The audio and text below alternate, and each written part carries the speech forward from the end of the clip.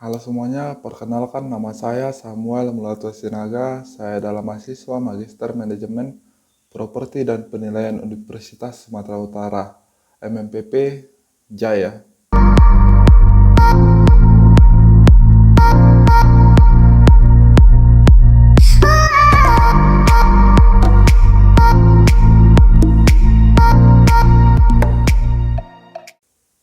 Pada kesempatan kali ini saya ingin membahas kepada teman-teman semua salah satu materi dalam mata kuliah Etika dan Standar Penilaian Indonesia, yang mana materi yang akan saya bahas yaitu mengenai konsep dan prinsip umum penilaian atau yang sering kita sebut dengan KPOP.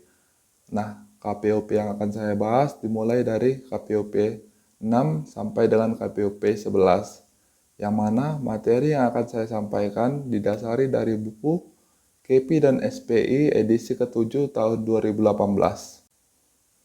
Sebelum saya menyampaikan materi, saya ingin mengucapkan banyak terima kasih kepada Ibu Profesor Dr. Elizabeth Syahan, SE MEC, yang sudah memberikan ilmunya kepada saya. Adapun topik pembahasan yang akan saya bahas yaitu KPOP 6 tentang aktivitas pasar, KPOP 7 tentang pelaku pasar, KPOP 8 tentang unit penilaian atau agregasi, KPOP ke-9 dasar nilai, KPOP 10 tentang penggunaan tertinggi dan terbaik atau highest best and use. Yang terakhir KPOP 11 tentang kegunaan. Sebelum memulai topik pembahasan, kita harus mengetahui dahulu apa itu SPI dan KPOP. SPI atau Standar Penilaian Indonesia adalah pedoman dasar pelaksanaan tugas penilaian secara profesional yang sangat penting, artinya bagi para penilai untuk memberikan hasil yang berupa analisis, pendapat, dan dalam situasi tertentu memberikan saran-saran yang menyajikannya dalam bentuk laporan penilaian sehingga tidak terjadi salah tafsir bagi para pengguna jasa dan masyarakat.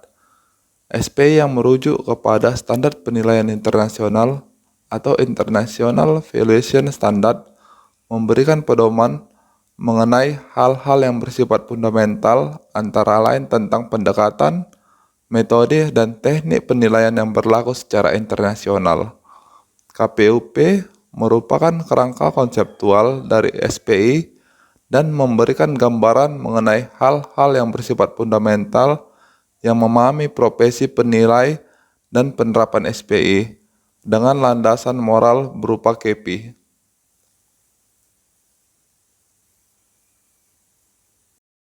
KPOP 6 tentang aktivitas pasar. Tingkat aktivitas pasar dimanapun akan berfluktuasi. Meskipun dapat mengidentifikasi tingkat normal dari suatu aktivitas, umumnya ada periode di mana pasar mempunyai aktivitas yang secara signifikan lebih tinggi atau lebih rendah daripada normal. Ketika permintaan tinggi, harga akan meningkat dan cenderung menarik lebih banyak penjual untuk memasuki pasar, sehingga aktivitas pasar akan meningkat. Kebalikannya, jika permintaan rendah, maka harga akan menurun.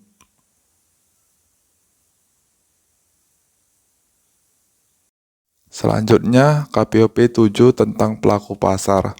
Dalam SPI, pelaku pasar meliputi individu, perusahaan atau entitas lain yang terlibat atau berencana dalam suatu transaksi.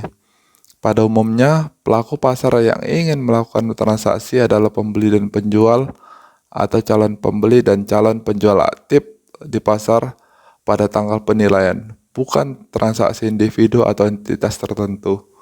Karakteristik pelaku pasar dibahas dalam kerangka konseptual untuk nilai pasar sebagai dasar nilai yang ada dalam SPI 101 butir 3.2D dan 3.2E. Yang pertama, antara pembeli yang berminat membeli, merujuk pada seseorang yang memiliki motivasi namun tidak dipaksa untuk membeli. Pembeli yang dimaksud tidak sangat ingin membeli maupun bersedia membeli dengan harga berapapun. Pembeli yang dimaksud diasumsikan tidak akan membeli di atas harga pasar. Pemilik aset saat ini adalah termasuk bagian pelaku ekonomi yang membentuk pasar. Penilai tidak seharusnya membuat asumsi-asumsi yang tidak realistis mengenai kondisi pasar maupun membuat asumsi tingkat nilai pasar di atas yang dapat diperoleh secara wajar. Yang kedua, penjual yang berminat menjual adalah penjual yang tidak sangat berminat atau tidak terpaksa menjual pada sembarang harga ataupun tidak bertahan pada tingkat harga yang dianggap tidak wajar dalam kondisi pasar pada saat penilaian. Penjual yang berminat menjual berkeinginan untuk menjual asetnya pada kondisi pasar dan pada tingkat harga terbaik yang mungkin dapat dicapai di pasar terbuka. Setelah melakukan pemasaran yang layak, berapapun harga yang mungkin dapat dicapai. Keadaan yang sesungguhnya pemilik aset ini tidak termasuk dalam pertimbangan sebab penjual yang berminat menjual ini adalah pemilik hipotesis. KPUP 8 tentang unit penilaian atau agregasi. Nilai dari suatu aset individu sering tergantung kepada aset terkait lainnya. Sebagai contoh, yang pertama, aset dan liabilitas yang sering meniadakan dalam portofolio instrumen keuangan. Yang kedua, portofolio properti yang saling melengkapi dengan mempertimbangkan adanya skala ekonomi atau lokasi yang strategis bagi calon pembeli.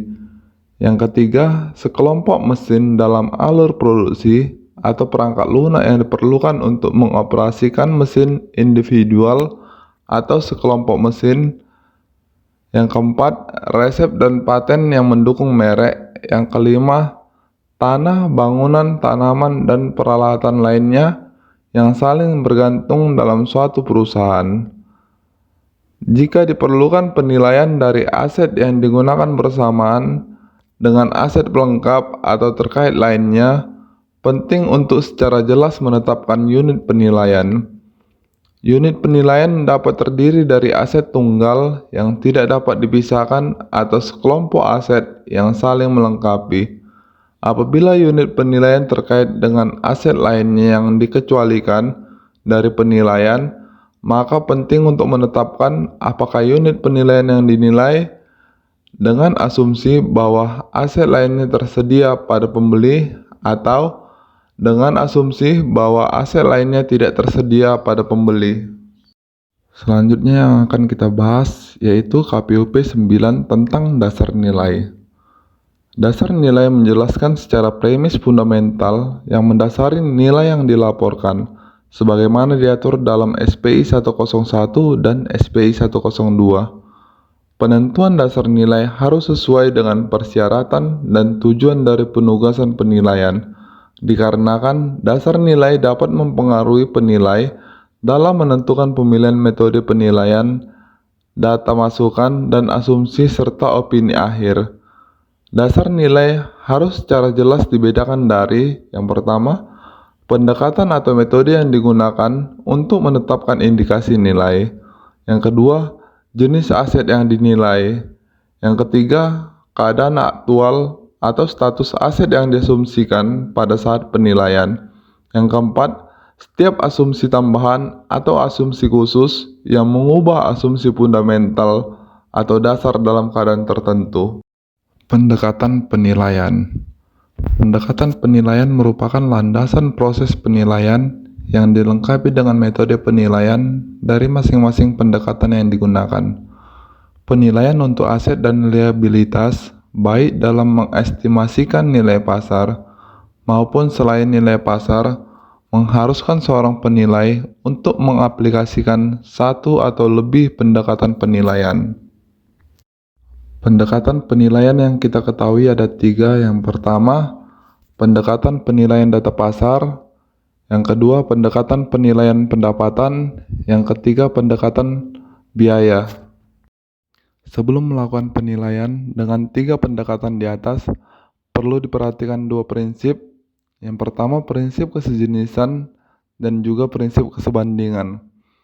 Prinsip kesejenisan adalah membandingkan 2 properti yang sejenis, seperti rumah dengan rumah dan juga mobil dengan mobil. Selanjutnya prinsip kesebandingan yaitu dalam membandingkan properti tanah kosong 300 meter dengan tanah kosong 3.000 meter. Dalam hal ini diperlukan penyesuaian agar kesebandingan dapat diperoleh. Yang kita bahas pertama yaitu pendekatan penilaian data pasar. Pendekatan dengan perbandingan data pasar merupakan penilaian yang paling sering digunakan dalam melakukan kegiatan penilaian.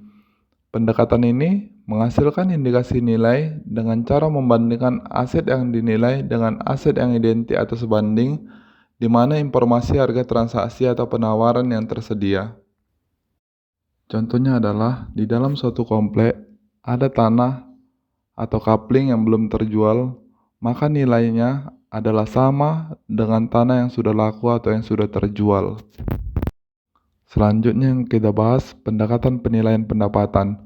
Pendekatan ini digunakan untuk menilai properti yang mampu menghasilkan pendapatan. Kemampuan menghasilkan pendapatan mencerminkan nilai dari properti tersebut. Pendekatan pendapatan menghasilkan nilai dengan mengubah arus kas di masa yang akan datang ke nilai kini. Pendekatan ini mempertimbangkan pendapatan yang akan dihasilkan aset selama masa manfaatnya dan menghitung nilai melalui proses kapitalisasi. Kapitalisasi merupakan konversi pendapatan menjadi sejumlah modal dengan menggunakan tingkat diskonto yang sesuai. Pendekatan pendapatan dapat diterapkan untuk liabilitas dengan mempertimbangkan arus kas yang diperlukan untuk memenuhi liabilitas sampai lunas. Seperti contoh, hotel, mall, pabrik, dan lain-lain. Yang terakhir, pendekatan biaya. Pendekatan biaya menghasilkan indikasi nilai dengan menggunakan prinsip ekonomi, di mana pembeli tidak akan membayar suatu aset lebih daripada biaya untuk memperoleh aset dengan kegunaan yang sama atau setara pada saat konstruksi. Pendekatan ini digunakan untuk menghitung nilai bangunan dengan pendekatan kalkulasi biaya yang digunakan dengan cara menghitung perkiraan biaya membangun dengan menggunakan harga material dan upah pada saat tanggal penilaian yang kemudian hasilnya ditambahkan nilai tanahnya. Pendekatan ini dilakukan untuk aset yang sulit untuk mendapatkan data pembanding yang ada di pasar. Selanjutnya KPOP yang ke-10 yaitu tentang penggunaan tertinggi dan terbaik atau Highest Best and Use. HBU didefinisikan sebagai penggunaan yang paling mungkin dan optimal dari suatu aset yang secara fisik dimungkinkan, telah dipertimbangkan secara memadai, secara hukum diizinkan, secara finansial layak, dan menghasilkan nilai tertinggi dari aset tersebut. Penggunaan yang tidak diizinkan secara hukum atau tidak dimungkinkan secara fisik tidak dapat dianggap sebagai HBU. Penggunaan yang diizinkan secara hukum dan dimungkinkan secara fisik bagaimanapun akan membutuhkan penjelasan dari penilai untuk memberikan pertimbangan yang memadai mengenai mengapa penggunaan tersebut secara wajar dimungkinkan. HBU ini juga dapat diterapkan dalam penilaian aset tak berwujud dan tidak berlaku untuk aset keuangan. Konsep HBU merupakan hal yang fundamental dan tidak terpisahkan dari estimasi nilai pasar. Properti yang memiliki penggunaan tertinggi dan terbaik atau HBU jika memenuhi 4 kriteria sebagai berikut. Yang pertama, layak fisik, yaitu layak secara lokasi, luas, bentuk, kontur, dan sifat tanah. Yang kedua, layak hukum, tanah tersebut tidak melanggar peraturan pemerintah, memiliki legalitas, dan memiliki dokumen perizinan. Layak finansial, yaitu perkiraan tingginya payback ratio. Yang kedua, tingginya return of investment. Yang ketiga, besaran net present value. Yang terakhir, produktivitas maksimal, besaran pendapatan yang diperoleh dan kenaikan pendapatan atas properti tersebut. Selanjutnya pembahasan kita yang terakhir yaitu KPOP 11 tentang kegunaan. Kriteria utama dari penilaian real property dan personal property adalah kegunaannya. Prosedur yang diterapkan dalam proses penilaian memiliki tujuan yang sama untuk mendefinisikan dan mengkuantifikasikan tingkat kegunaan dari properti yang dinilai. Proses ini menggunakan adanya interpretasi mengenai konsep kegunaan. Kegunaan merupakan istilah yang bersifat relatif atau komparatif dan bukan merupakan sesuatu kondisi yang absolut. Sebagai contoh, kegunaan tanah pertanian yang biasanya diukur dengan kapasitas produksinya. Nilai merupakan fungsi dari kuantitas dan kualitas produksi yang akan dihasilkan dari tanah pertanian tersebut, atau dari kuantitas dan kualitas bangunan yang sangat penting untuk kegiatan operasional pertanian. Apabila tanah memiliki potensi pengembangan, produktivitasnya akan diukur dari seberapa produktif tanah tersebut dapat dikembangkan menjadi perumahan, properti komersial, industrial, atau mixed use. Dengan demikian, nilai tanah ditentukan dengan mengevaluasi kegunaannya dari segi hukum, yaitu peraturan perundang-undangan yang berlaku, keadaan fisik, fungsi, keadaan ekonomi, dan faktor lingkungan yang menentukan produktivitasnya. Baiklah, sudah berakhir penyampaian materi saya hari ini. Semoga materi yang saya sampaikan bisa berguna untuk kita semua. Dan juga di sini saya tidak lupa mengundang untuk teman-teman yang berkeinginan untuk melanjutkan pendidikannya ke sekolah pasca sarjana. Mari bergabung bersama kami ke Magister Manajemen Properti dan Penilaian Universitas Sumatera Utara. Untuk informasi lebih lanjut, saya akan mengirimkan link di deskripsi di bawah ini. Atas perhatian teman-teman semua, saya mengucapkan terima kasih.